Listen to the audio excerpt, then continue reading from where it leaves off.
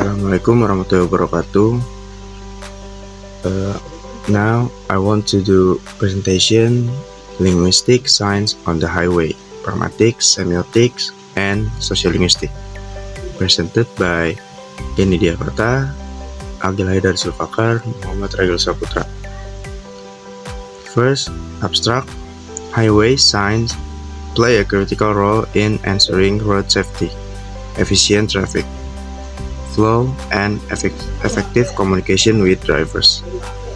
They are designed to convey essential information such as speed limits, direction, warnings, and regulation in a clear and easily understandable manner.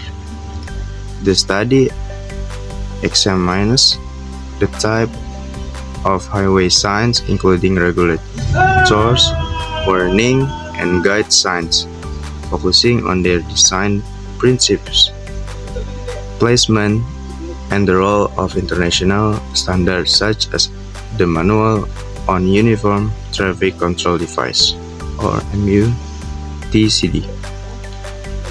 The second one is overview, introduction, dilarang berhenti or no stopping, dilarang parkir sepanjang jalan ini. Parking is prohibited along this road. Dilarang masuk, no entry. Conclusion. Introduction. Highway signs are a fundamental aspect of modern transportation system, serving as a vital communication tool between road authorities and drivers.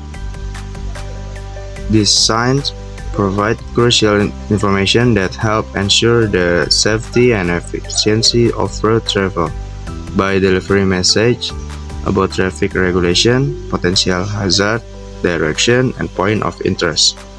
Highway signs guide drivers in making informed decisions while on the road. Dilarang berhenti, no stopping. Number 1. Pragmatics is the study of how language is used in context, particularly focusing on how meaning is derived from the interaction between speakers, listeners, and the situation. The phrase "no stopping" is a directive commonly found on road signs and plays an important role in regulating behavior in public space, specifically in the context of traffic management. Semiotic. Number 2.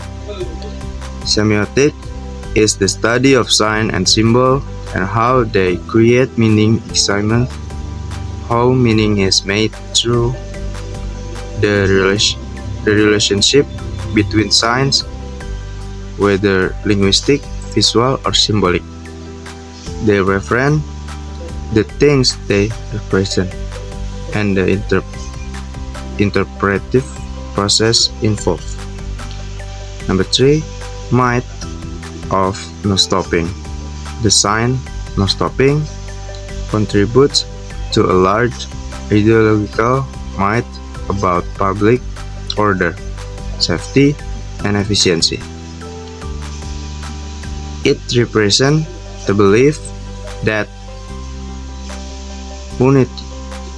uninterrupted traffic flow is essential for the functioning of urban infrastructure.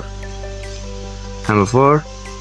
Sociolinguistic examines how language and communication function in social contexts, focusing on how language varies and is shaped by social factors such as community, power dynamics, and the use of language traffic situation. Okay, next, dilarang parkir sepanjang jalan ini, or parking is prohibited along this road. 1. Pragmatically, this sign conveys a rule of regulation set by an authority, e.g., traffic management or local government. Literal meaning aligns with its intended function. to prevent vehicles from being parked on the road. 2. Semiotics extends beyond the literal or denotative meaning to encompass all the symbolic meanings that a sign or message can invoke based on social, cultural, and contextual factors.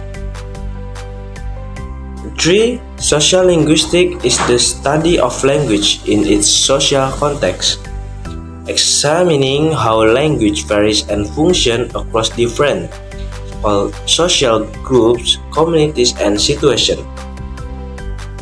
Number 4. Might in semiotics, as introduced by Roland Barthes, refers to the disparate cultural meanings or ideological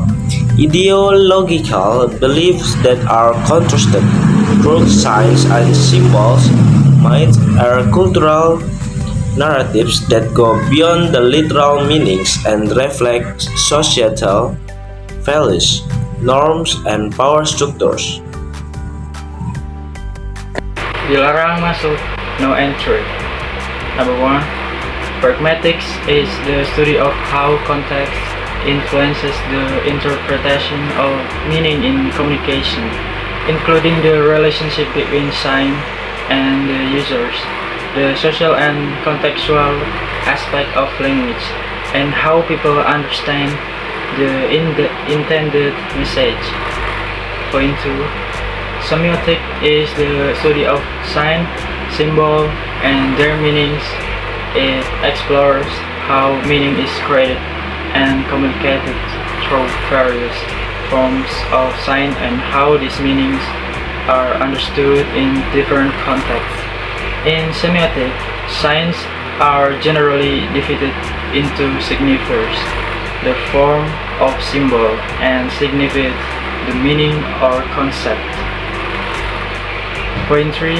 These myths reflect the broader ideologies of control, safety, order, and privilege that govern social behavior, helping to explain why the no entry sign carries so much cultural significance.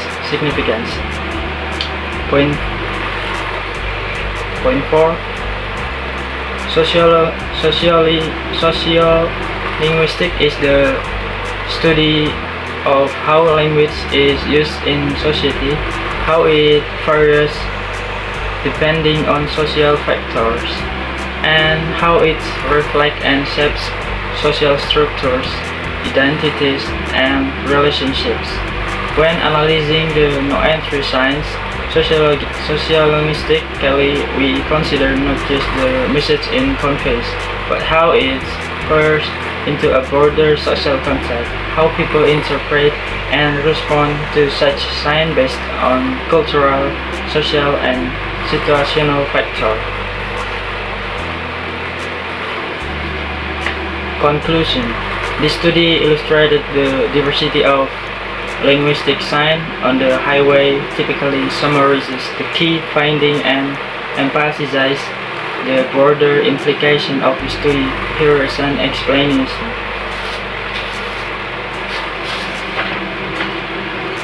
This study illustrates the diversity of linguistic signs on the highway, typically summarizes the key finding and emphasizes the broader implication of the study. Here is an explanation. Conclusion. Summary of finding. The conclusion might restate how the study demonstrates the variety, language style, and purpose found highway signs. Point 2. Cultural and linguistic diversity. It could reflect on how this sign represent the multilingual and multicultural nature of the regions they are located in, offering insight into local languages, international influences, and societal priorities. Point 3. Practical implication. The conclusion may also discuss the importance of this diversity, such as improving accessibility for travelers from different linguistic backgrounds or enhancing road safety. Point 4. Border significance. Finally, it might touch upon the intersection of language and public space, showing how highway signs act as a medium of communication that shapes our interaction with infrastructure and culture. Thank you.